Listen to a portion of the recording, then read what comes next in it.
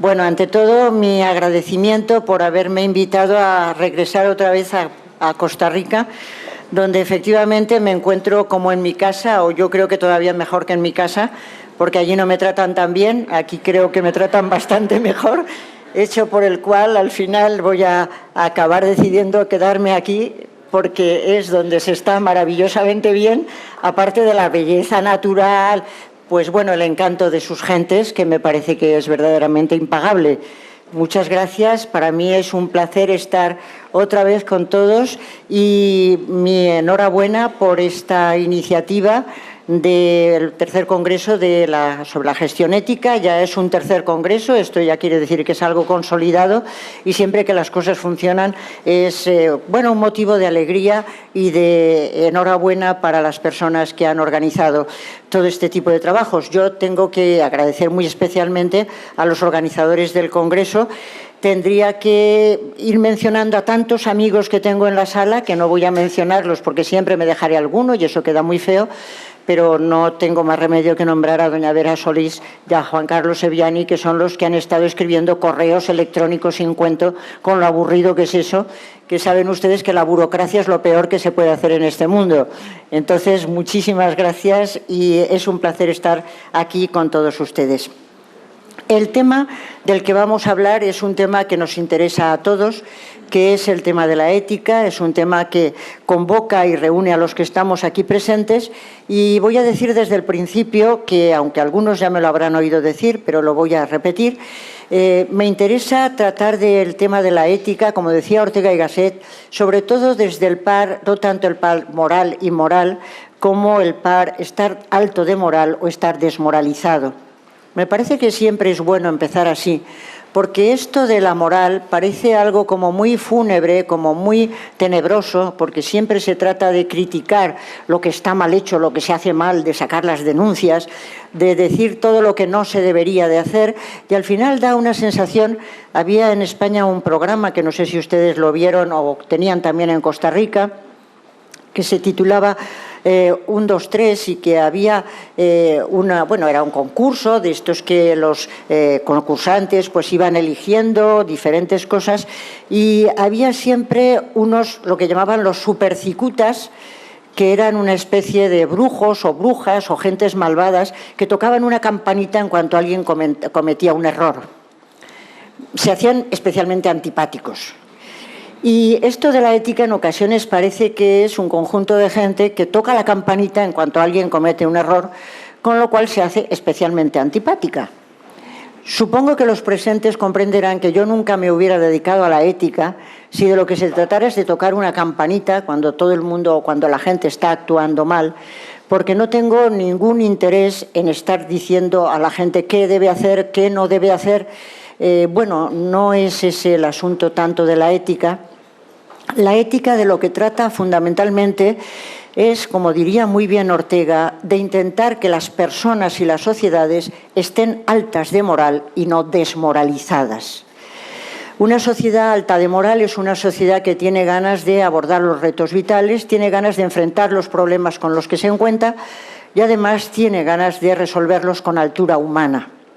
Ustedes tienen como sociedad un conjunto de retos, habrá con toda seguridad un nivel de pobreza, un nivel de gente que todavía no ha accedido a la educación como debería de hacerlo, gentes que tienen enfermedades y no tienen todavía una asistencia sanitaria adecuada, gentes que seguro que tienen un conjunto de aspiraciones y de deseos que los tienen en el corazón deseando que eso vaya adelante.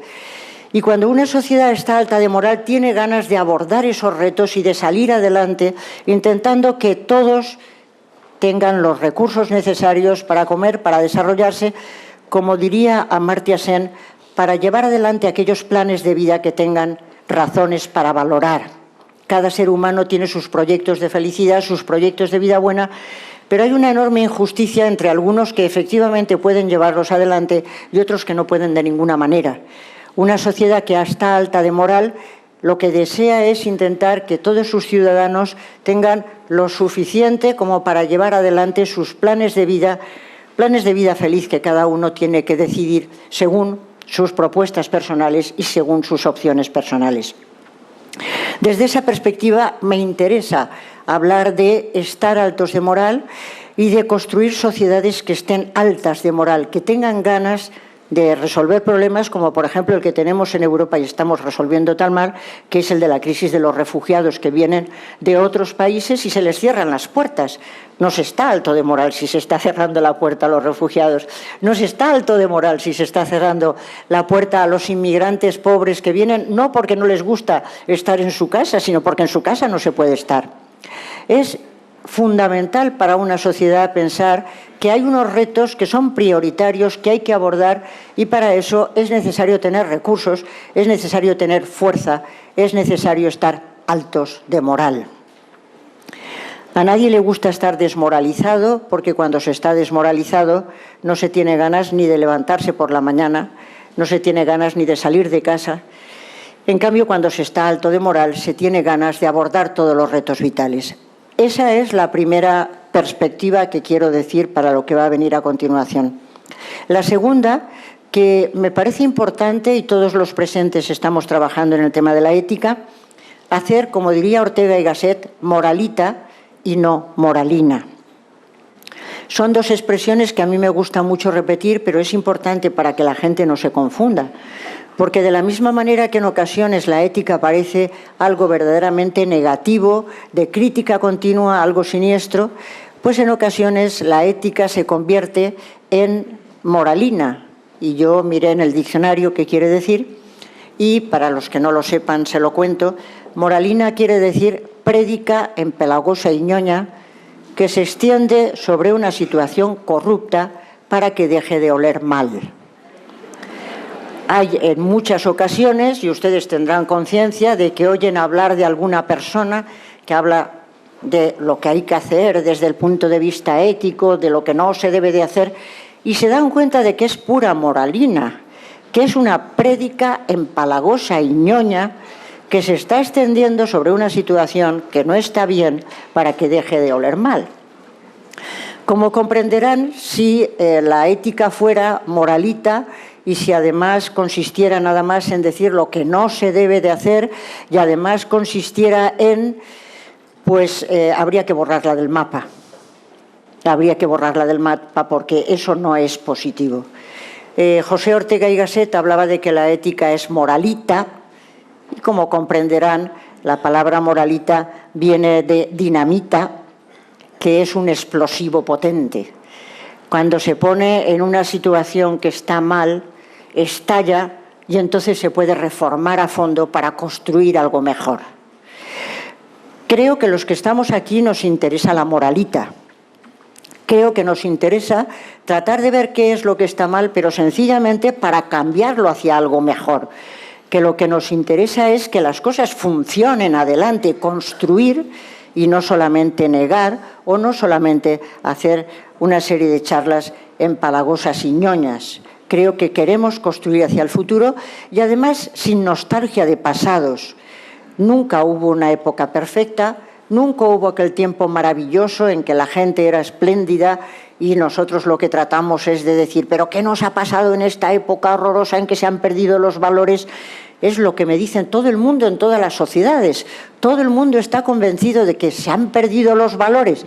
Pero no, los seres humanos somos incapaces de no valorar. Valoramos siempre, siempre. Nunca se pierden los valores.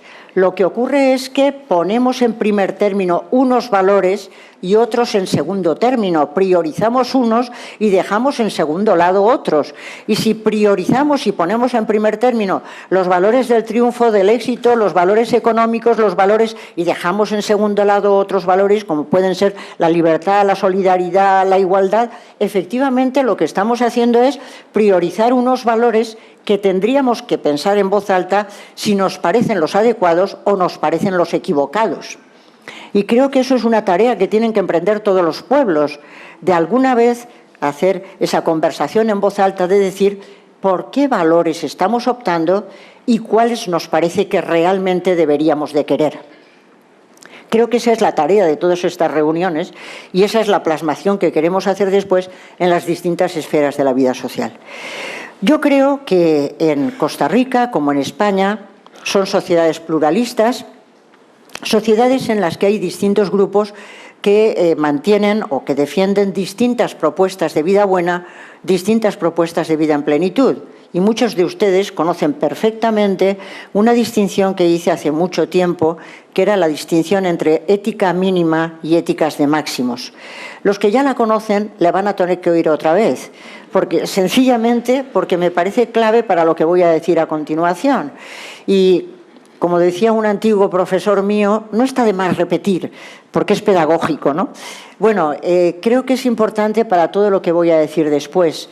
Creo que nuestras sociedades pluralistas, y Costa Rica lo es, como lo es España, sociedades moralmente pluralistas, hay distintas propuestas de éticas de máximos, de éticas de vida en plenitud, propuestas de vida buena. Algunas son religiosas, otras no lo son, otras son seculares.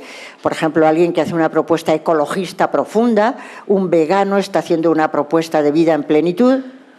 Y no todos los miembros de la sociedad comparten su punto de vista, hay distintas propuestas, pero una sociedad pluralista, como saben ustedes, es aquella en la que conviven esas distintas propuestas, siguen haciendo esas propuestas en voz alta, pero comparten por lo menos unos valores que son unos mínimos de justicia, por debajo de los cuales no se puede caer sin caer en inhumanidad. Me parece importante recordar que una sociedad en la que hay distintas propuestas de vida buena que son incapaces de dialogar entre sí, no se puede construir nada juntos. Cuando esas propuestas pueden dialogar entre sí y encontrar unos valores compartidos, unos principios compartidos, es cuando se dan cuenta de que esos principios son de justicia, que se deben exigir, que se deben plasmar en todas las esferas de la vida social y que además son los valores que les unen y les permiten ir adelante y no caer bajo mínimos de moralidad. La verdad es que voy a citar por tercera vez a José Ortega y Gasset, pero es que tiene unas expresiones muy adecuadas, y ustedes ya la conocerán, esta expresión, pero dice Ortega que el tigre no puede destigrarse y la humanidad sí que puede deshumanizarse. Y a mí me parece muy claro y muy plástico. Los tigres no pueden destigrarse, pero los seres humanos podemos deshumanizarnos. Y cuando estamos en un mundo en el que una gran parte de la población está pasando hambre y una gran parte de la población no tiene acceso al agua, no tiene acceso a... Van ustedes pensando qué es lo que pasa en nuestro mundo, no solo en el mundo cercano, sino en el mundo general, pues se darán cuenta de que vivimos en una humanidad que nos hemos deshumanizado bastante. Puede haber distintas propuestas de vida en plenitud y nadie puede obligar a los demás a compartir su propuesta de vida buena, porque lo que hay que hacer con ellas es invitar y quien se interese se apuntará también a la propuesta de vida buena. Pero las exigencias de justicia son exigencias, no propuestas, no invitaciones. Y efectivamente, cuando no se cumplen esas exigencias, estamos bajo mínimos de humanidad. Eso es lo que quiere decir una ética mínima, los mínimos de justicia que tiene que compartir una sociedad y que tiene que tratar de encarnar en la política, en la empresa, en la universidad, en los medios de comunicación y en todo lo que ustedes quieran, porque es el tipo de ética que une a los ciudadanos de una sociedad pluralista. Y además, eso es un auténtico capital moral. Existe el capital social, existe el capital físico, pero existe el capital ético. Y el capital ético son justamente los valores que unen a los pueblos, los principios que unen a los pueblos y que tienen la gran ventaja de que cuanto más se invierten, más se acrecientan y nunca se pierden. Hay un capital ético que merece la pena potenciar. En este marco es en el que planteo la cuestión de para qué sirve realmente la ética, que ya la estoy contestando de alguna manera. Y tuvieron la amabilidad de pedirme esta charla precisamente porque yo escribí un libro que lleva por título ¿Para qué sirve realmente la ética? Les voy a contar un poco de la historia porque, como saben, la mente humana es un procesador de historias más que un procesador lógico. Y aprendemos mucho mejor a través de una historia que a través de una argumentación impecable. Los argumentos son, por supuesto, necesarios, pero con las historias también se aprende. Y además en las ocasiones se aprende mucho. Ya saben ustedes que todas las tradiciones religiosas cuentan historias. todas las éticas cuentan historias, cuentan narraciones, todos se cuentan narraciones porque la narración es una forma de interesar y transmitir valores, aunque después hace falta la argumentación para ver si son los valores por los que querríamos optar. Pues en la editorial Paidós, que es donde publiqué ¿Para qué sirve realmente la ética?, tuvieron la idea, creo que buena idea, de hacer una colección de libros que llevaran por título ¿Para qué sirve realmente X? X sería en cada caso una cuestión interesante para la vida de los seres humanos, pero en la que parece que no reparamos la importancia que tiene. Hay una serie de cosas que son muy importantes para los seres humanos, no nos damos cuenta, y lo que se quería era justamente ver qué cuestiones sí que interesan. Entonces, los libros que se proyectaban era ¿para qué sirven los mercados? Todo el mundo se pregunta, los mercados dicen, los mercados hacen, y al final uno pregunta, ¿usted sabe lo que son los mercados? Y la verdad es que la gente no lo sabe. ¿Para qué sirve un juez? Aquí lo sabrá mucha gente. Pero los ciudadanos comunes y corrientes, cuando se le pregunta realmente para qué sirve un juez, dicen, pues exactamente no sé para qué. ¿Para qué sirve un periodista? Pues tampoco acabo de saber para qué sirve un periodista. Y con la pregunta fue una mujer. Las mujeres somos inteligentes a veces, ¿verdad que sí? Todas las que estamos aquí lo somos. Las mujeres a veces son inteligentes. Pues fue una mujer la que dijo, hay que hacer un libro sobre para qué sirve realmente la ética. Porque la ética es muy importante para la vida de las personas y, sin embargo, muchas veces no nos damos cuenta. Y por otra segunda razón, pregunten ustedes por la calle si quieren hacer una encuesta y pregúntenle a la gente, ¿qué es la ética? Y prácticamente nadie sabrá responderles. Porque suena, pero nadie sabe realmente qué es la ética. Parece una cosa muy importante, pero ¿qué es la ética? Y por eso esa mujer dijo que era importante que hubiera un libro que llevara el título ¿Para qué sirve realmente la ética? Y otras gentes de la editorial, que debían ser varones, aunque eso no lo sé, dijeron, no, pero la ética no le interesa a la gente. Y ella insistió, hay que hacer un libro para qué sirve realmente la ética. Y efectivamente el libro salió. Y además tengo que decir que ganó el Premio Nacional de Ensayo del año pasado. Y cuando ganó el premio llamé a esta persona y le dije, Carmen, nos han dado el Premio Nacional de Ensayo. Y me alegré muchísimo, porque creo que fue muy bueno que ella insistiera. E insistiera no porque fuera mi libro, por supuesto que no, sino porque ella creía en que la ética es importante y yo también lo creo, si no, no me dedicaría a esto. ¿Para qué sirve la ética? En el libro que menciono, pues hay distintos apartados, distintos capítulos y cada uno de ellos trata de ver una de las fecundidades que puede tener la ética. A mí personalmente no me gusta hablar de la utilidad de la ética porque parece que entonces se la instrumentaliza, se la pone al servicio de otras cosas. La ética no es tanto útil como fecunda. Y efectivamente la ética es muy fecunda. La ética beneficia a quien la practica y beneficia a todos los que le rodean.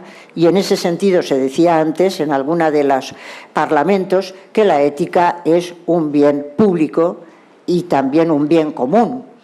Cuando se vive éticamente no solo se beneficia el que actúa éticamente, sino obviamente todos los que le rodean y la sociedad en la que vive, porque toda la sociedad sale ganando de que haya conductas éticas en las personas y en las organizaciones. La ética es fecunda en muchos aspectos y yo les reto a que vayan pensando en qué aspectos les parece que es fecunda y que vayan haciendo también, prolongando, porque mi libro tiene unos capítulos determinados, ustedes pueden ir escribiendo y luego me mandan todos sus resultados y hacemos un volumen maravilloso sobre todos los aspectos en los que la ética resulta fecunda. Yo allí encontraba unos cuantos, cada capítulo trata de uno de esos aspectos y además con relatos, etcétera, y al final viene una síntesis. La ética sirve para forjarse un buen carácter, la ética sirve para, en plan de síntesis. Yo aquí me voy a referir, porque no tenemos demasiado tiempo, únicamente a cuatro fecundidades de la ética, a 4 aspectos, por los que la ética me parece especialmente fecunda. Y además, ya aviso que alguno de ellos está relacionado con la charla que voy a dar también mañana, porque efectivamente, como mañana hablaremos de la aplicación a la administración pública, de la ética de la función pública, pues alguno estará relacionado con lo que vamos a hablar mañana, porque todo lo que vamos a hablar estos días está estrechísimamente unido. 4 apartados, a uno de ellos ya se ha referido mi amable presentador. El primero, la ética sirve para abaratar costes y crear riqueza. Para abaratar costes y crear riqueza. Segundo, para forjar el carácter de las personas y de las organizaciones. Ahora voy a hablar de cada uno de ellos. Forjar el carácter de las personas y las organizaciones. En tercer lugar, que será la charla ligada a la de mañana, para generar y forjar profesionales y no solo técnicos. Profesionales y no solo técnicos. Y el cuarto, para conquistar solidariamente la justicia y la felicidad. Para conquistar solidariamente la justicia y la felicidad. Existe una gran cantidad de valores éticos, como ustedes saben. Valor de libertad, de justicia, lealtad, honradez. Podríamos decir aquí todos los valores, y mañana van a salir, aplicados a la función pública, pero yo creo que hay 2 que son clave, que son la justicia y la felicidad. Todos los seres humanos queremos ser felices. Esto lo dijo Aristóteles hace ya 26 siglos, pero aunque no lo hubiera dicho, seguiría siendo verdad. Todos los seres humanos quieren ser felices. A mí me preocupa cada vez más en la clase que mis alumnos en alguna ocasión han llegado a decir que ya no les interesa la felicidad, que ya han arrojado la toalla, que ya les parece una palabra demasiado grande. Y eso es importante, darse cuenta de que eso de la felicidad parece demasiado ambicioso. Bueno, es importante hablar de la felicidad porque es el motor de nuestras vidas. Al fin y al cabo, todo lo que hacemos, lo hacemos buscando la felicidad, y ya es curioso que en realidad no sepamos ni siquiera lo que es. Les invito a que hagan de nuevo una encuesta, tienen mucho trabajo, como verán, pueden salir a la calle y preguntar ¿qué es la felicidad? Y después de pensar que no están ustedes bien de la cabeza, pues normalmente les contestarán, pues mire, no lo sé, no lo he pensado. Pero la pregunta por la felicidad es la más importante que podemos hacernos a lo largo de nuestra historia. Y el otro lado es la justicia. La justicia es la virtud de la ciudad y la virtud que hace el quicio entre la ciudad y la persona. Es el quicio entre el derecho y la ética, es el quicio entre la persona que tiene que ser justa y la comunidad política que tiene que ser justa. Lo que se pide a las instituciones es que sean justas. Lo que se pide a los políticos es que actúen con justicia. Y justicia quiere decir poner las bases para que cada quien pueda llevar adelante su proyecto de felicidad. La política no tiene que hacer justos a los ciudadanos, no tiene que hacer felices a los ciudadanos. La felicidad es personal.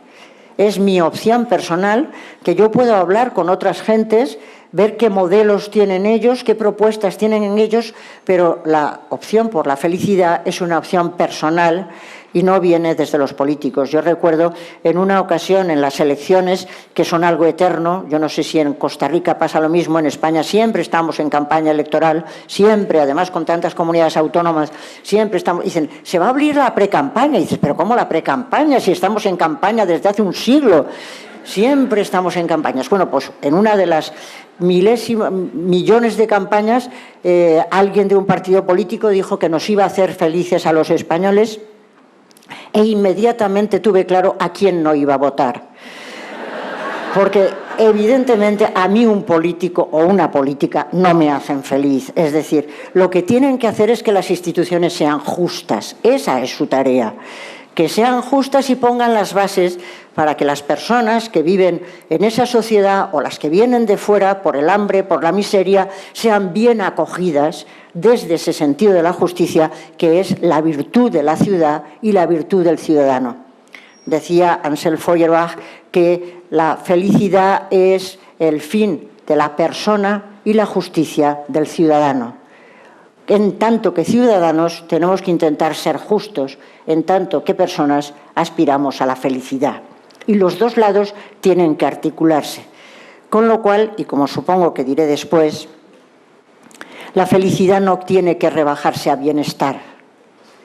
Hay que ir con cuidado con los conceptos de felicidad, que hay muchos, pero si la felicidad se rebaja a bienestar, normalmente no puede articularse con la justicia. Los que están bien no tienen muchas ganas de ser justos, porque cuando viene alguien pidiendo algo que es de justicia, al bienestante le molesta el menesteroso. Nos cambia la vida, nos obliga a hacer cosas que no nos gustan y es muy difícil compaginar bienestar y justicia.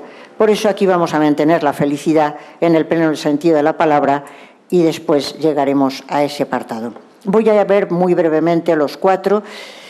El primero de las dimensiones en las que la ética es fecunda es porque permite abaratar costes y crear riqueza. ¿Por qué se me ocurrió en principio una cosa tan prosaica?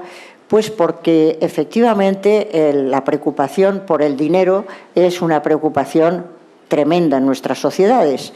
Siempre estamos todos preocupados por el dinero y en Europa en concreto hemos tenido un periodo en el que los recortes han sido el pan nuestro de cada día.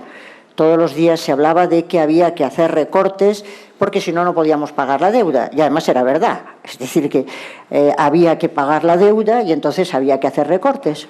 Pero cualquiera que tenga sentido común piensa que lo que habíamos tenido que intentar es no llegar a tener deuda. Porque siempre ocurren estas cosas que se genera una situación terrible y entonces te preguntan, ¿y cómo resolvemos esta cuestión? ¿Cómo salimos de la crisis? Y yo a un señor que me lo preguntó en una conferencia le dije, pues vaya usted a Lourdes, que le hagan un milagro, porque es que, no, claro, es que ya a estas alturas es que ya la solución solamente puede ser una especie de milagro. Esto es importante para la ética. Hay que entrenarse y prepararse. Esta es una cuestión de entrenamiento diario, porque si no, cuando surge el problema, la solución ya es mala de todos modos, puede ser menos mala, pero siempre es mala. Pensaba yo que si no sería mejor, en vez de tener que hacer recortes, abaratar costes. Parece más inteligente abaratar costes y entonces se genera una riqueza que se puede invertir en lo verdaderamente importante. Y abaratar costes no solo en dinero, sino también en sufrimiento. Porque con la crisis que empezó en 2007, el sufrimiento de los que se han quedado sin empleo, el sufrimiento de los que se han tenido que marchar del país porque aquí no lo encontraban y han tenido que abandonar sus hogares, el sufrimiento de las familias que se han quedado en un nivel de pobreza, es un sufrimiento real ya. Y ese sufrimiento nos lo podíamos haber ahorrado. Si en las sociedades se viviera éticamente, ahorraríamos muchísimo sufrimiento y ahorraríamos también mucho dinero. El sufrimiento que se genera con las malas acciones, con las malas conductas, con las malas decisiones, es un sufrimiento enorme y eso parece que no se piensa. Se entiende que, por ejemplo, la economía es como una especie de destino. Los ciclos económicos que dicen los economistas neoliberales, esos ciclos con los que uno no puede hacer nada porque está atado. ¿Es que no hay decisiones humanas también en economía? ¿No hay decisiones, malas decisiones, que después tienen consecuencias en la vida de las personas? ¿No ocurre también que quien decide, voy a poner el ejemplo porque es el último que ha aparecido, el caso de Volkswagen, que, como saben todos los presentes, es una marca extraordinaria, que no necesitaba para nada hacer algo, bueno, verdaderamente tonto para una marca de tanto prestigio. ¿Por qué han tenido que hacer algo que en realidad era ilegal y que en realidad era inmoral? ¿Por qué han tenido que hacerlo? El daño que se ha seguido es que no merecía la pena en absoluto, porque ha perdido prestigio. El prestigio es fundamental para las organizaciones, ha perdido reputación, la reputación es fundamental para las organizaciones, se ha perdido ya una gran cantidad de dinero y de mercado y una gran cantidad de puestos de trabajo. Pongo el ejemplo porque es el último, no porque me parezca el más importante. Efectivamente, si se actúa honradamente, si se actúa éticamente, ahorramos mucho en el medio y en el largo plazo en sufrimiento y en dinero.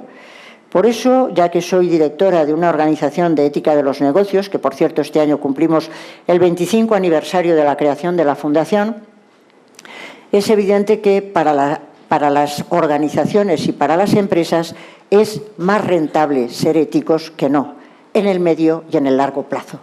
En el corto plazo se puede engañar a alguien, pero en el medio y en el largo plazo las cosas se descubren y entonces salimos perdiendo todos. La ética abarata costes y abarata costes también en transacciones. Y se lo digo a ustedes que son funcionarios. Comentábamos en el taxi de la avenida, perdón, en el coche de venida del aeropuerto, la burocratización de la vida que se ha producido. Nos pasamos la vida entre papeles. Nos pasamos la vida para cualquier cosa haciendo millones de burocracias. Eso es pérdida de tiempo. Eso es pérdida de energías. Tenemos que reunirnos constantemente para tomar decisiones por enésima vez. Eso es pérdida de tiempo, eso es pérdida de energía. Pérdida de dinero, pero sobre todo de tiempo y de energía, que es un recurso muy escaso. Y lo perdemos en millones de burocracias. Les voy a contar una historia. En Valencia tenemos un tribunal que tiene una gran cantidad de siglos de historia, que se llama el Tribunal de las Aguas. No sé si ustedes lo conocen, pero el Tribunal de las Aguas lleva muchos años de historia, muchos siglos de historia. Viene de la época de los árabes y es un tribunal muy curioso. Pueden ir ustedes, si van a Valencia, ciudad preciosa que les aconsejo visitar, y van en jueves a las 12 de la mañana a la catedral, verán que se celebra el Tribunal de las Aguas, que lo que hace es distribuir o resolver los conflictos que se plantean en la distribución del agua. El agua es fundamental para Valencia porque tenemos huerta. Entonces el agua es un bien común. La autora premio Nobel Elinor Ostrom estudia al Tribunal de las Aguas como un ejemplo de lo que es la distribución de un bien común. Un bien común como el agua es el bien que pertenece a todos y si no se actúa honradamente a la hora de regar, a las horas que hemos dicho, a las horas que nos toca, si unos intentan quitarles el agua a los otros, etcétera, entonces el bien común desaparece y deja de ser bien para todos. El bien común, como la ética, tiene que ser construido entre todos y repartido entre todos. Y en ese tribunal hay 8 síndicos, cada uno de los cuales representa una de las acequias del río Turia y tiene una peculiaridad y es, no se lo van a creer, no hay papeles. Todo descansa en la palabra dada desde hace siglos. No hay papeles. Se reúnen los síndicos, viene la persona que presenta la denuncia, viene la persona denunciada y entonces se le da la palabra a uno, hable usted, aquel habla, calle usted, hable usted, habla el otro, hablan los dos, los síndicos discuten, resuelven y se da la sentencia. Y se cumple siempre desde hace siglos. Y no hay un solo papel, porque descansa en la palabra dada. Acabo de enterarme de que en Costa Rica hay un número de abogados increíble. Y ustedes se les estarán poniendo los nervios de punta porque pensarán que se van a quedar sin trabajo. Pero no se preocupen, ya les daremos otro. Pero si conseguimos que efectivamente nuestras relaciones humanas pudieran descansar cada vez más en la palabra dada, sería maravilloso. Yo sé que en sociedades complejas no es posible. Aquí solo se discute el tema del agua y es un mecanismo que puede hacerse. Pero lo estoy poniendo como ejemplo de qué pasa en nuestras sociedades complejas, que tenemos que invertir una gran cantidad de tiempo, de energía, de sufrimiento, cuando podría ahorrarse si hubiera confianza. La confianza es el valor fundamental de cualquier pueblo. Si hay confianza de los ciudadanos en los políticos, de los ciudadanos en la administración, de los pacientes en los médicos y las enfermeras, de los estudiantes en sus profesores, si hay confianza, entonces se abarata enormemente, todo se agiliza porque no hay que dar grandes explicaciones, sino que podemos confiar unos en otros. Es verdad que estamos en sociedades complejas, pero es verdad que estamos bajo mínimos de confianza. Y cuando en una sociedad la confianza cae bajo mínimos, resulta muy difícil reconstituirla y recuperarla. Resulta muy difícil, es fácil perderla, pero es muy difícil recuperarla. Y la ética tiene que ver con la confianza. En un mundo en el que no hubiera engaños, los costes de transacción serían mucho menores. Me decía esta mañana una periodista, ¿usted sueña? Yo no sueño nada. Bueno, por la noche sí, como todo el mundo. Claro, porque eso es inevitable. Pero no es cuestión de sueños. La ética no son sueños. La ética es, sencillamente, que no nos parece suficientemente bueno el mundo en que estamos porque aspiramos a otro mejor. No es un sueño en el sentido de la utopía irrealizable, esto nunca podrá ser. No, es el sueño en el sentido de merece la pena apostar por este mundo mejor porque creemos en él, porque nos parece que es lo que se merecen los seres humanos que tienen dignidad y no un simple precio. En un mundo en el que no hubiera engaños, en un mundo en que dijéramos la verdad y fuéramos transparentes, sería todo verdaderamente mucho más barato y habría más tiempo. Y podríamos invertirlo en cosas mucho más interesantes. Podríamos invertir el dinero y el tiempo en educación, en cultura, en disfrute de un ocio que sea constructivo y no en todas estas cosas. La segunda dimensión que quería mencionar es la forja del carácter. La forja del carácter de las personas y las organizaciones. Esta tarde creo que hay una conferencia sobre ética y derecho. Y como ustedes saben, la ética y la ética y el derecho son complementarios. No sustituye uno a otro. Una sociedad tiene que tener leyes, y más si es un Estado de derecho, como es su caso, y las leyes tienen que cumplirse. La anomia es letal para una sociedad, las leyes tienen que cumplirse, pero las leyes no bastan, sino que hace falta siempre también una dimensión ética. Ética y derecho son complementarias, las dos son necesarias. La ética se ocupa de la forja del carácter de las personas y de las organizaciones. De la forja del carácter de las personas y de las organizaciones. La palabra ética, como saben, quiere decir carácter. Quiere decir morada, quiere decir muchas otras cosas, pero quiere decir también carácter. Y el carácter es algo que los seres humanos nos forjamos irremisiblemente, nos forjamos lo queramos o no, porque nacemos con un temperamento que no hemos elegido, pero a lo largo de nuestra vida vamos tomando decisiones, y tomar una decisión no es inocente, sino que cuando vamos decidiendo en un determinado sentido, generamos la predisposición a seguir decidiendo en ese sentido y por lo tanto vamos generando un hábito. Los hábitos, como saben, componen el carácter de las personas, las predisposiciones a actuar en un sentido o en otro. Y esas predisposiciones nos las generamos nosotros, están en nuestras manos. Los seres humanos somos libres y la libertad tiene que ver con tratar de ir forjándose unas predisposiciones u otras, y por eso decía Heráclito de Éfeso que el carácter es para una persona su destino. No nacemos destinados a. Hay quienes nacen con más posibilidades de temperamento que otros, con una mejor lotería natural y social. Pero después, a lo largo de las decisiones vitales, vamos generando esas predisposiciones que sí que están en nuestras manos forjarse. Los hábitos para el bien se llaman virtudes y los hábitos para el mal se llaman vicios.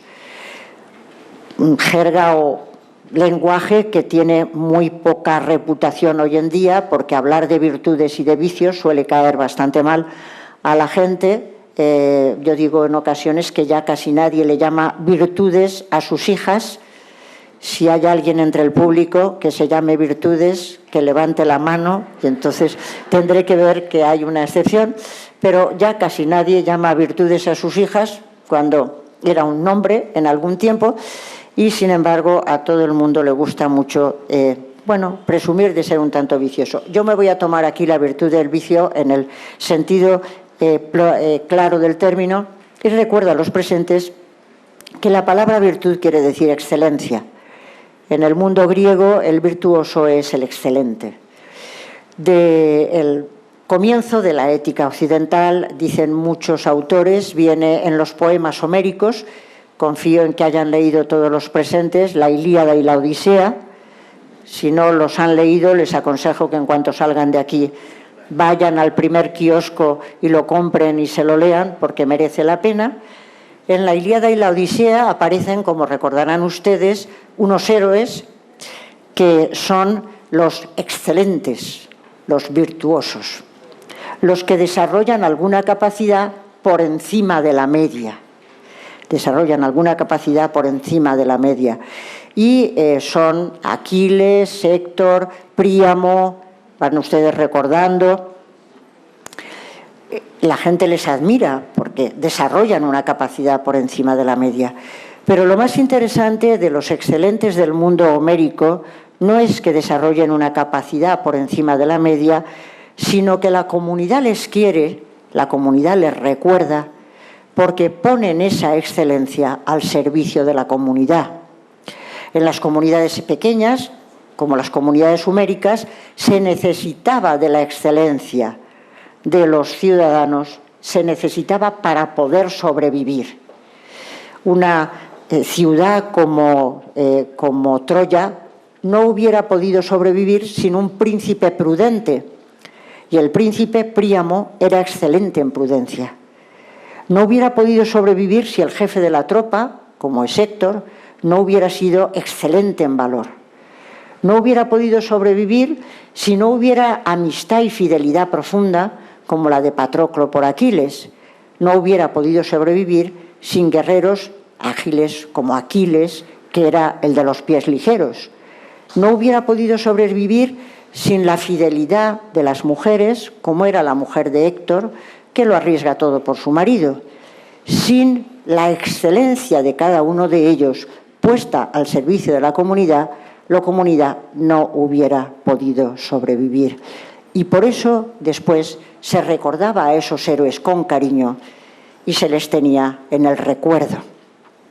No hay sociedad democrática sin ciudadanos excelentes. La mediocridad no consigue una sociedad democrática y pluralista. Sin ciudadanos excelentes en tolerancia, excelentes en respeto, excelentes en autonomía, excelentes en esfuerzo y en trabajo, sin ciudadanos excelentes no hay sociedad democrática posible. Democracia no quiere decir mediocridad. Democracia quiere decir excelencia puesta al servicio, cada uno de la profesión en que trabaje, de su familia y al conjunto de la comunidad. Por eso es interesante la excelencia. Me van a permitir una pequeña anécdota que me gusta contar en este momento. A mí me molesta mucho hablar de excelencia diciendo que es el que está por encima de la media, porque entonces pensamos que merece la pena educar para la competición, para ser el primero de la clase que deja a todos los demás fuera de juego. No creo que haya que educar para la competición, sino para la cooperación. Creo que lo inteligente es educar para la cooperación y ser excelente en cooperación, saber trabajar en equipo, saber trabajar con otros. Por eso lo que le recomiendo desde esta tribuna que me han dado es que sigan el ejemplo que hacíamos mi hermano y yo cuando éramos pequeños. Mi hermano tiene 2 años más que yo y nos íbamos juntos a nadar y nos gustaba mucho tratar de batir récords. Nos hacía mucha ilusión batir récords. Pero hubiera sido muy aburrido si nos hubiéramos enfrentado uno a otro en la competición, porque él me hubiera ganado siempre. Me lleva 2 años, es un varón, hubiera sido verdaderamente aburrido. Lo que hacíamos es que cada uno competía consigo mismo.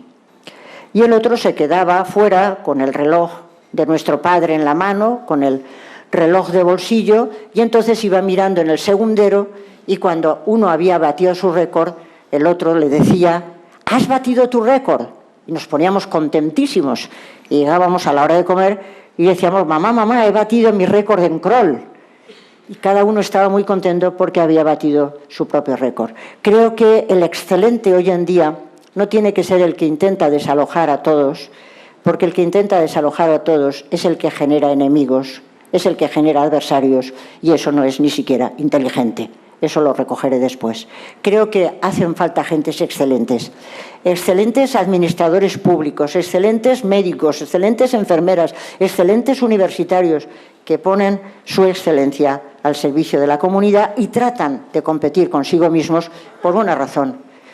No tanto porque les interesa la institución en la que trabajan, que es importante, no tanto que les interesa la organización en la que trabajan, que es importante, sino porque se dan cuenta de que esa organización y esa institución sirven a las personas.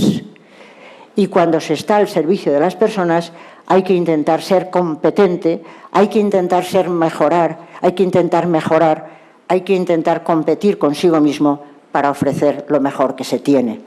Si no, no merece la pena.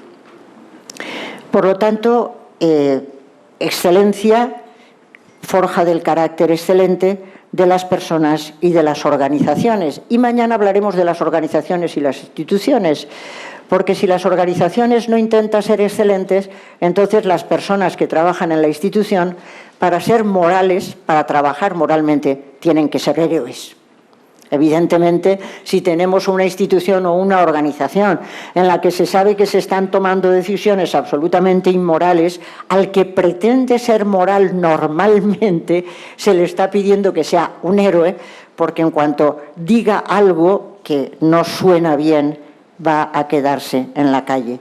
Segunda cuestión, pues, la ética sirve para forjar el carácter de las personas y de las organizaciones en el sentido de forjar gentes excelentes dispuestas a poner su excelencia al servicio de la comunidad. En tercer lugar, la ética sirve para forjar profesionales y no solo técnicos, y de esto hablaremos mañana más, porque vamos a referirnos a una profesión determinada. Pero lo quiero dejar ya sentado porque entiendo que quien domina técnicas no es un buen profesional, sino que el buen profesional es el que pone las técnicas al servicio de los fines de la profesión. Y esto en sus profesiones es importante y en otros es importantísima. En España hay una gran preocupación, les voy a contar un ejemplo que es muy palmario. Para cursar medicina, no sé si aquí ocurre lo mismo, es importante haber obtenido una nota altísima en el bachillerato. Hay un cupo y solo los que tienen una nota altísima pueden cursar medicina. Pero entonces se ha producido una consecuencia perversa, y es que los que sacan mejor nota se creen obligados a estudiar medicina. Y eso es muy malo porque no necesariamente están vocacionados para hacer medicina.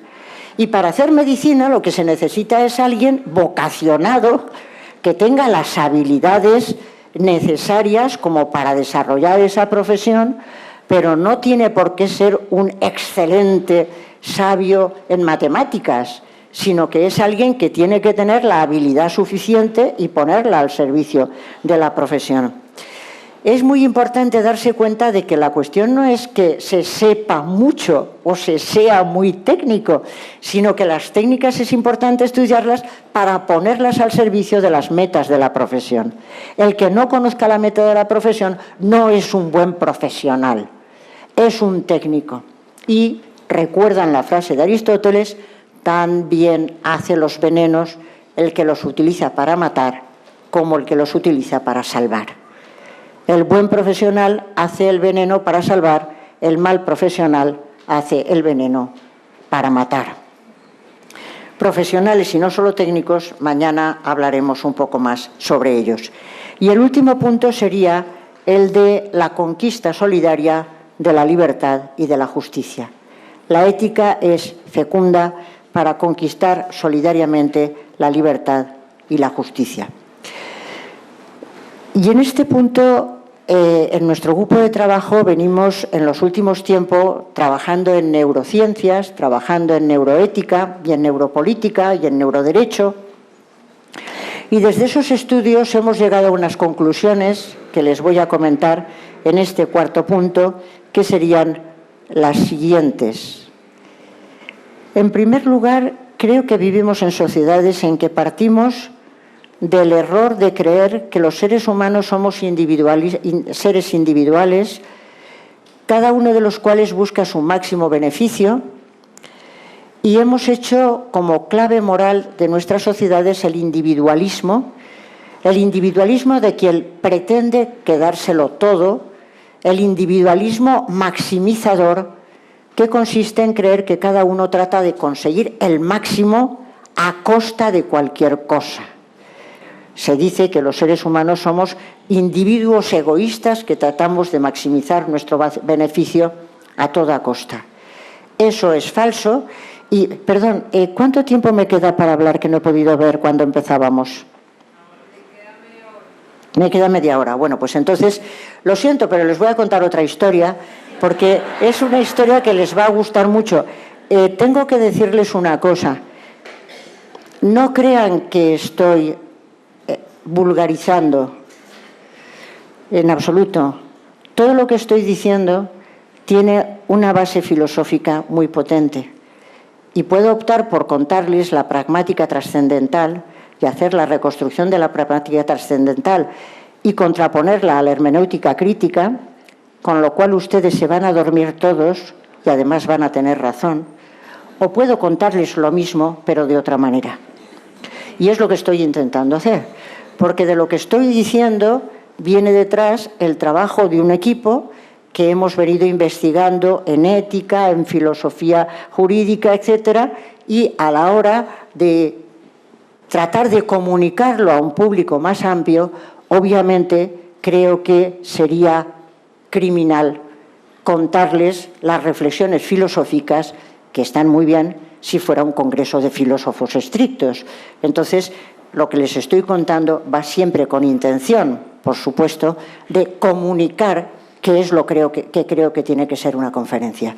Un intento de comunicar, de sintonizar con un público que ha hecho la opción de estar aquí y no se merece que le cuenten una historia aburridísima, de esas que luego llegan a casa diciendo ha sido muy interesante porque no he entendido casi nada. Entonces parece que hemos conseguido un nivel de una jerga que, como decía Adorno, es una jerga para rufianes. Es decir, una jerga para los que se entienden entre ellos, ¿no?, que tienen, pero los de fuera. Esta historia que les voy a contar es la de una persona que yo quiero mucho y que es la mejor persona que conozco en este mundo. Es una bellísima persona, pero es una bellísima persona excepto en un momento, que es cuando juega un juego, que yo no sé si se juega aquí, que se llama el parchís.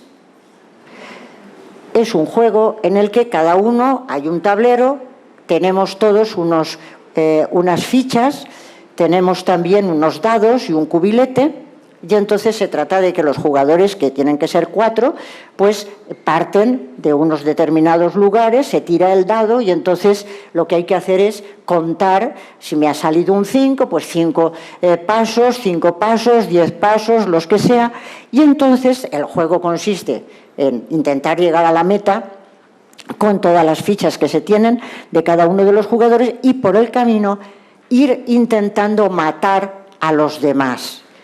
Pero en realidad el juego consiste en intentar llegar a la meta. Bueno, pues mi amigo, cuando juega al parchís, cambia totalmente y el Dr. Jekyll, que es bondadoso, se convierte en Mr. Hyde. Y se convierte en un repugnante Mr. Hyde que no se da cuenta de si está jugando con su mujer, con sus hijos, le da exactamente igual.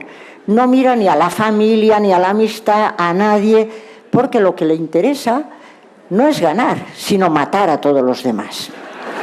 Entonces le entra una especie de obsesión compulsiva y se hace verdaderamente odioso, porque en cuanto mata a alguien, unas carcajadas impresionantes, y le dice además con toda la felicidad, a casa, contentísimo, diciendo, ya lo he hecho polvo.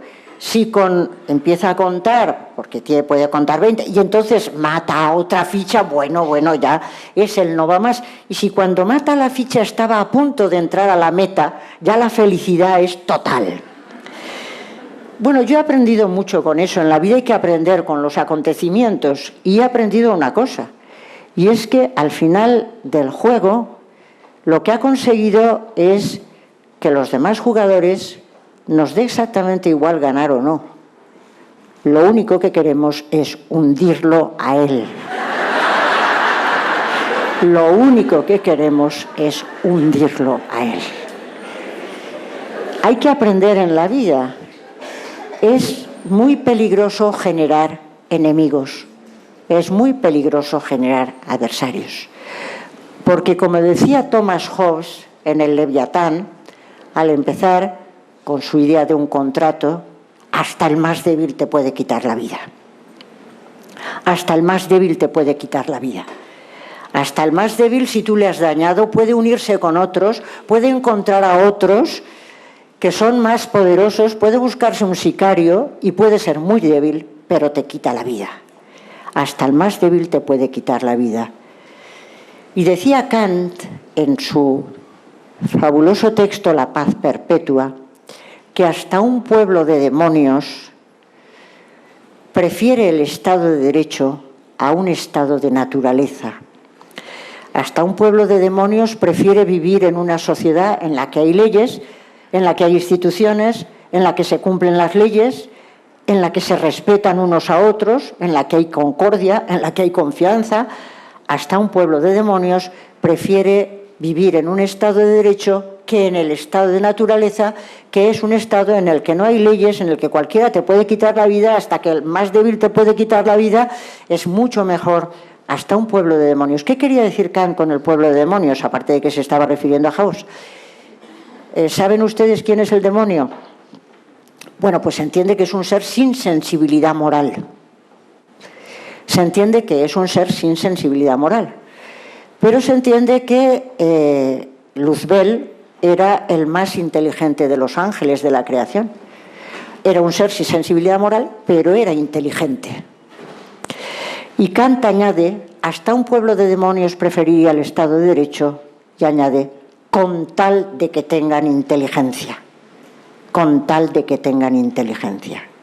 Es más inteligente, aunque no se tuviera sensibilidad moral, vivir en un Estado de Derecho, vivir en una sociedad en la que estamos protegidos unos por otros y vivimos con confianza y vivimos con confidencia, que vivir en un estado de naturaleza en el que cualquiera te puede quitar la vida.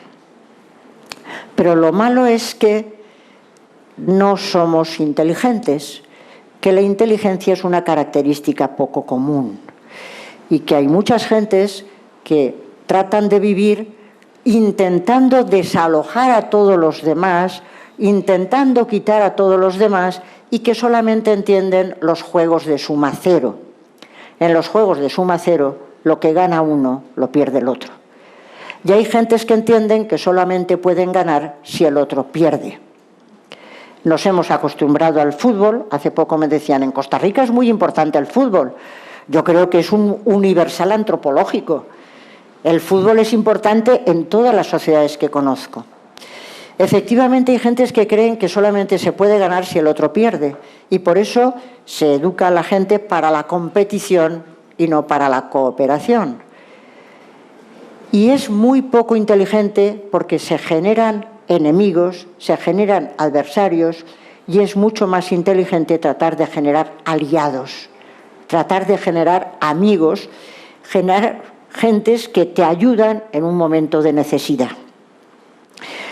Pero nosotros no somos demonios, supongo. Y creo que hay que distinguir entre los demonios estúpidos, que son los que tratan de quedarse todo, los demonios inteligentes que por lo menos se dan cuenta de que hay que tener amigos, y las personas que tienen que darse cuenta de que hay que generar amigos, pero que hay que generarlos porque queremos ser justos. Y no solamente hay que tener inteligencia, sino también justicia. En ese sentido, la ética sirve para darse cuenta de que es mucho más inteligente cooperar que buscar el conflicto y que es mucho más justo cooperar que buscar el conflicto. Y que hay que educar en la cooperación, hay que educar en la ayuda mutua, porque cuando los anarquistas decían que el apoyo mutuo es el que ha servido para que la especie humana venza sobre la de las demás especies, tenían razón. No es la lucha descarnada por la vida, fue el apoyo mutuo. Y los grupos que se apoyan son los que pueden prevalecer en la lucha por la vida, no los que intentan desalojar a todos los demás. Esto tiene una base biológica y a mí me pareció extraordinario descubrir esa base biológica. Efectivamente, el individualismo asilvestrado es una ideología falsa, no es verdad. No somos individuos que nacen absolutamente aislados y que tratan de desalojarse, sino que somos seres que estamos preparados biológicamente para cooperar. Y en los trabajos de biología hoy en día se habla de que el ser humano no es un homo económicos, sino un homo reciprocans. Somos capaces de reciprocar, no estamos hechos para desalojar a todos los demás. Y esto se puede explicar recurriendo o estudiando lo que se ha llamado en algún momento el altruismo biológico. El altruismo biológico es un problema que se le planteó a Darwin cuando quería publicar el origen del hombre, se dio cuenta de una cosa muy curiosa porque él había puesto como base para toda la evolución el de la lucha por la vida y el de la selección natural, y se dio cuenta de una cosa. Claro, si la selección natural es la clave, entonces los altruistas tendrían que desaparecer. Un altruista es aquel que sacrifica energías en su propia fortalecimiento y lo invierte en otros. Ese es un altruista. No está buscando su propia adaptación, sino que invierte energías en la adaptación de otros. Si efectivamente la selección natural fuera el mecanismo, los altruistas tendrían que haber desaparecido, no tendría que haber ninguno. Y sin embargo, los altruistas permanecen. ¿Por qué sigue habiendo altruistas? Desde el punto de vista de las abejas, que eso no me interesa, sino del de los seres humanos. La explicación que se ha ido dando ha sido explicaciones muy variadas, la de Hamilton, etc. Una de ellas es la explicación del altruismo genético. El altruismo genético consiste en decir que los seres humanos estamos dispuestos a ser altruistas con aquellos que comparten nuestros genes, porque así reforzamos nuestra herencia genética, reforzamos.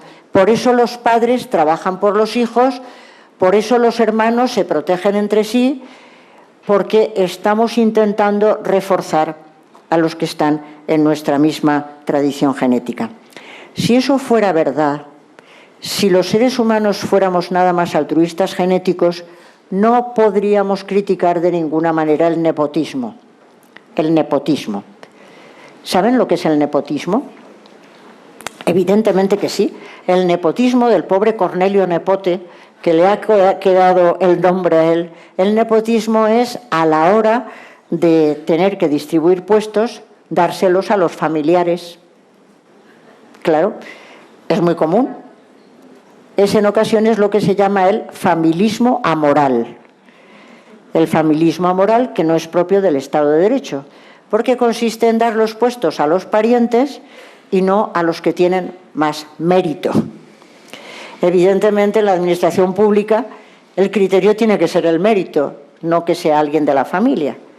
Pero si los seres humanos fuéramos altruistas biológicos, no se nos podría pedir otra cosa y tendríamos que promocionar siempre a los parientes porque no se nos podría pedir otra cosa. Bueno, eso no es cierto, porque algunos se preguntaron, pero los seres humanos practicamos el altruismo más allá del parentesco. Y entonces la conclusión a la que se ha llegado es la de que cuando se fue conformando el cerebro, los seres humanos vivíamos en grupos muy pequeños y cada grupo pequeño necesitaba apoyarse internamente, los individuos necesitaban apoyarse internamente para poder sobrevivir. En ese sentido, Los seres humanos estamos hechos para cooperar, para ayudarnos mutuamente, y entonces viene la gran clave: estamos dispuestos a dar siempre que podamos recibir. El ser humano es homo reciprocans, y en esos grupos pequeños intentábamos defendernos de los que venían de fuera, porque el que venía de fuera era un enemigo.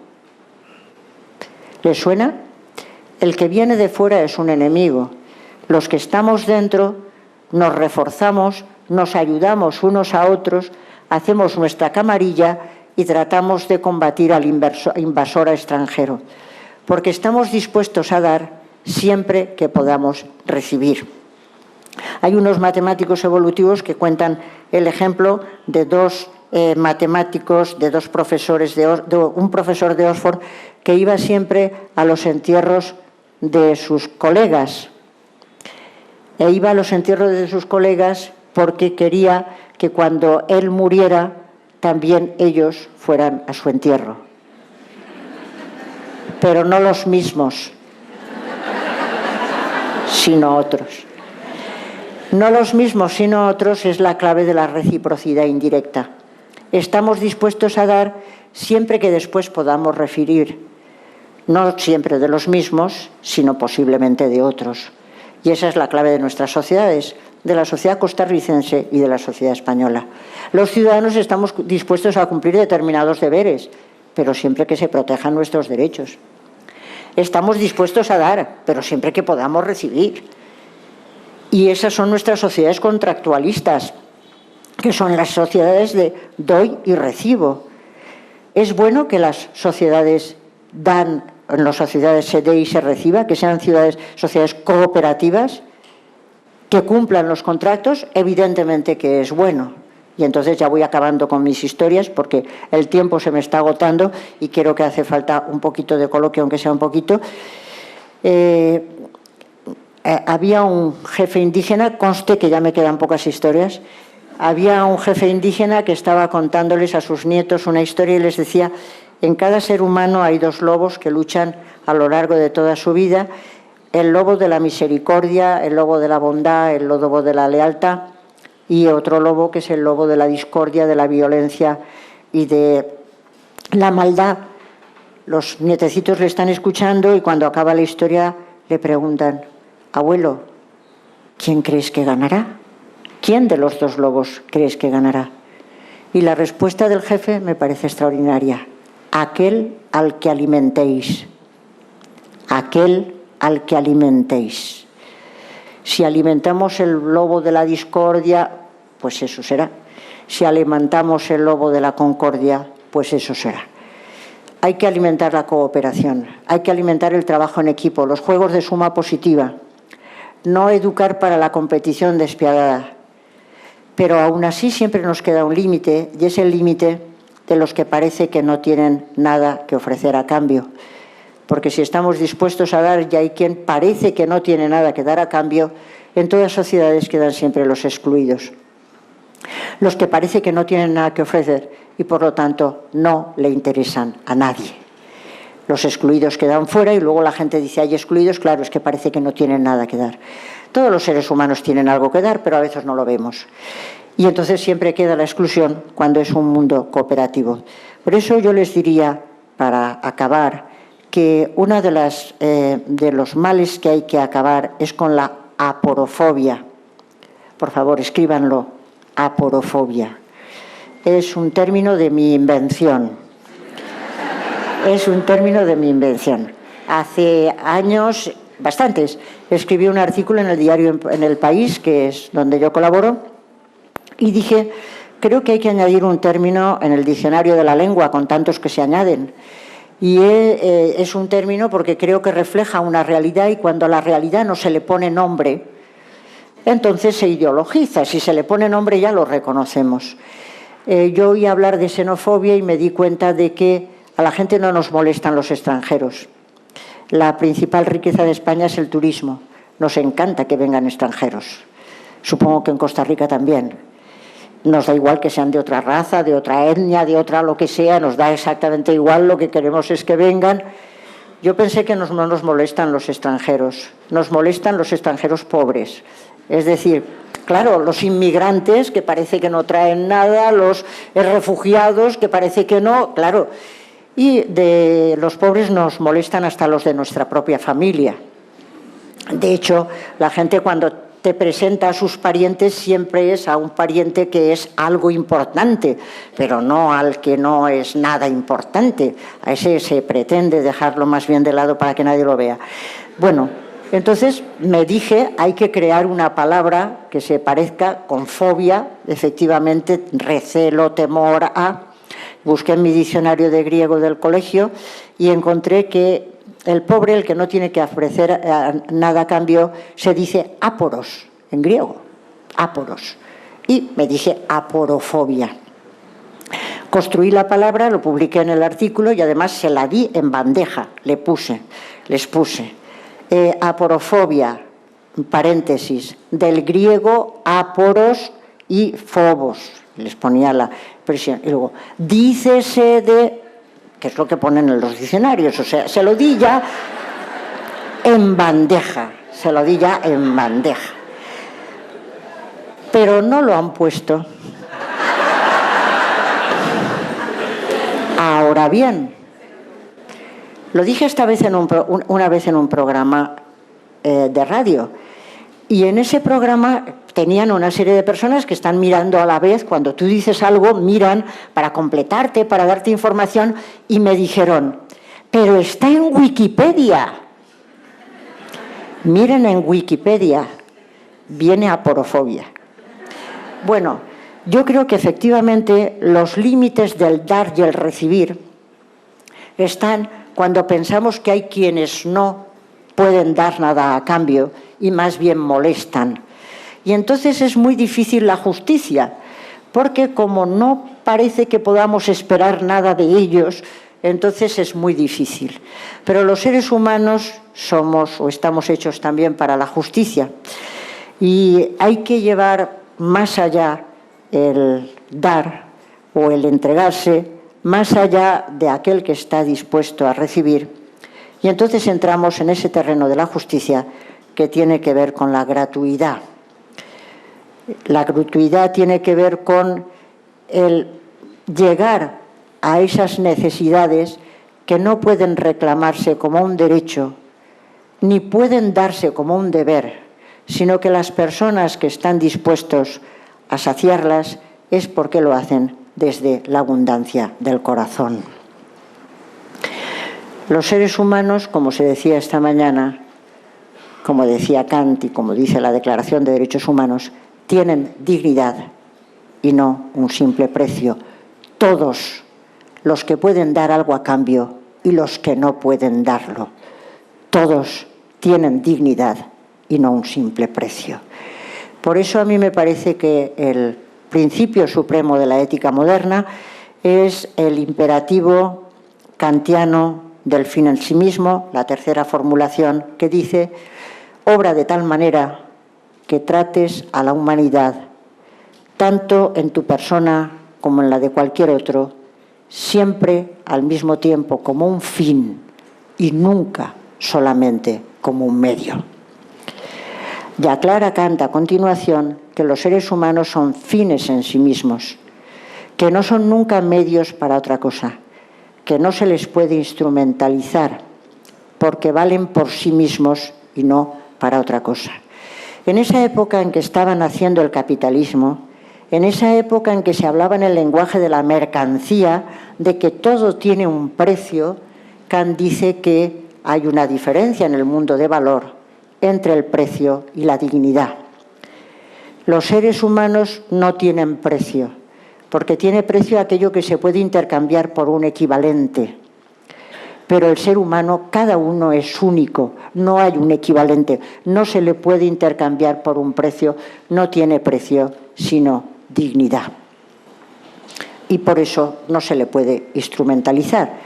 Y el mandato supremo de la ética moderna es: no instrumentalizarás, sino pondrás al servicio de los seres humanos positivamente la administración pública, la economía, la universidad y todas las actividades que sean actividades humanas.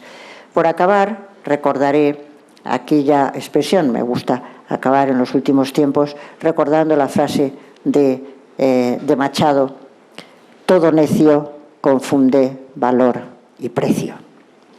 Todo necio confunde valor y precio. No es lo mismo el valor que el precio. Y para aclararla todavía más, acabaré con la de Oscar Wilde: un cínico es el que conoce el precio de todas las cosas y el valor de ninguna. Un cínico es el que conoce el precio de todas las cosas y el valor de ninguna. Hay gentes que conocen el precio de todo. Hay gente que son especialistas en el precio de todo, pero son incapaces de valorar lo que verdaderamente vale.